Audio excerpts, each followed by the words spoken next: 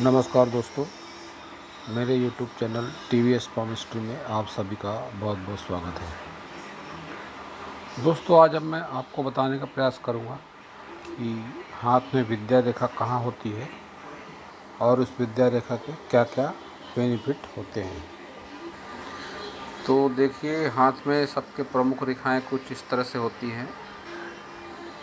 ये इस तरह से होती है हृदय रेखा, ऐसी होती है मस्तिष्क रेखा, और ये होती है जीवन रेखा, और इस तरह से होती है भाग्य रेखा। दोस्तों, यह 4 प्रमुख रेखाएं हम सभी के हाथ में थोड़े बहुत फेरबदल के साथ अवश्य होती हैं। तो अब मैं जो आपको बताने का प्रयास कर रहा हूँ, विद्या रेखा जानते हैं वो कहाँ पर होती है। तो ये जो सन माउंट, सन फिंगर जो होती है, जिसे अपोलो फिंगर भी कहते हैं, अपोलो माउंट भी कहते हैं, और इस माउंट की उंगली को सूर्य फिंगर भी कहते हैं। तो यह सूर्य फिंगर है, लिटिल फिंगर के बाजू वाली, और इसके नीचे जो माउंट रहता है इसको सन माउंट, अपोलो माउंट, सूर्य पर्वत, इस तरह के नामों से जाना जाता है। तो अब जो प्रमुख विषय है आज का कि विद्या रेखा वह किस तरह से होती है। तो इस फिंगर के जहाँ पे फिंगर ख़त्म होती है, शनि फिंगर और सूर्य फिंगर के बीच में एक पतली सी रेखा होती है जिसकी लंबाई बहुत ज़्यादा नहीं होती है। इस रेखा में ध्यान देने वाली विशेष बात यह है कि यह रेखा सूर्य फिंगर के और शनि फिंगर के बीच में जो संधि स्थान होता है, बिल्कुल सूर्य फिंगर के तरफ से ही निकलती है रेखा। लंबाई बहुत नहीं होती है, स्पष्ट होती है। तो इस रेखा को ही विद्या रेखा कहा जाता है। अब इस विद्या रेखा का जैसे ही नाम से ही उल्लेख है विद्या, तो इसका डिग्री से कोई लेना देना नहीं है, या ऐसा भी कह सकते हैं कि जिसके भी हाथ में विद्या रेखा है, ज़रूरी नहीं है कि वो उच्च शिक्षित हो। इस विद्या रेखा में ऐसा भी देखा गया है कि यह किसी मजदूर के हाथ में भी हो सकती है, जिसके 2 समय के खाने पीने के लाले हैं, उनके भी हाथ में इस तरह की रेखा हो सकती है। तो इसका धन से और विद्या से लेना देना नहीं है।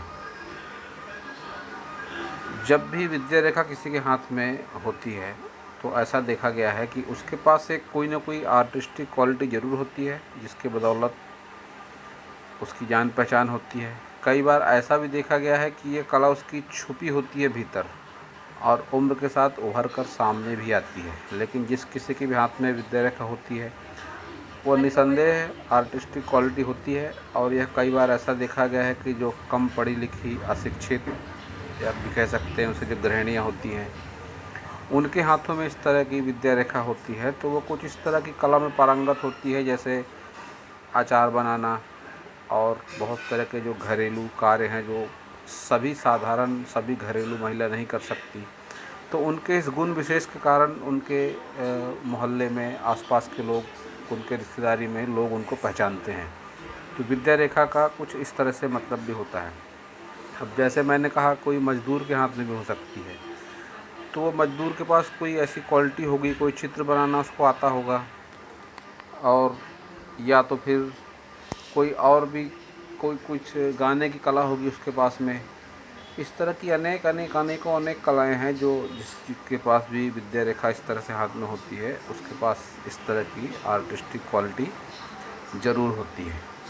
और इस विद्या रेखा का एक विशेष गुण ये भी देखा है मैंने कि जब भी किसी के हाथ में इस तरह की मस्तिष्क रेखा होती है चंद्र पर्वत की तरफ जाती हुई, तो यह नकारात्मक भाव को भी यह विद्या रेखा नष्ट करती है। अगर जिस किसी के भी हाथ में भी इस तरह की रेखा हो नकारात्मक लिए हुए, तो विद्या रेखा अगर उसके पास में है तो जो भी उसका गुण है, उस गुण के तरफ अगर वो अपना रुझान ले जाए, उसे अपनी दिनचर्या में उतार ले, तो इस रेखा के नकारात्मक प्रभाव भी ख़त्म हो जाते हैं।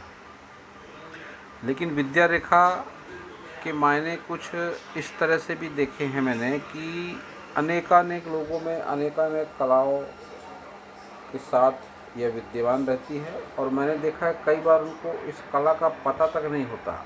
उम्र के किसी मुकाम पर अचानक यह उभर कर सामने आती है। यह कला, जैसे मैंने बताया, कुछ भी हो सकती है। कोई ज्योतिष कला भी हो सकती है। कोई, जैसे मान लीजिए किसी ने कभी क्रिकेट खेला ही नहीं, लेकिन अचानक से मान लीजिए 30 वर्ष की आयु के बाद उसे अचानक से क्रिकेट के प्रति रुझान हो गया, और वही उसकी कला है, वही उसकी आर्टिस्टिक क्वालिटी है। तो कहने का मतलब कोई ना कोई इसके पास में आर्टिस्टिक क्वालिटी अवश्य होती है जब भी विद्या रेखा हाथ में मौजूद होती है।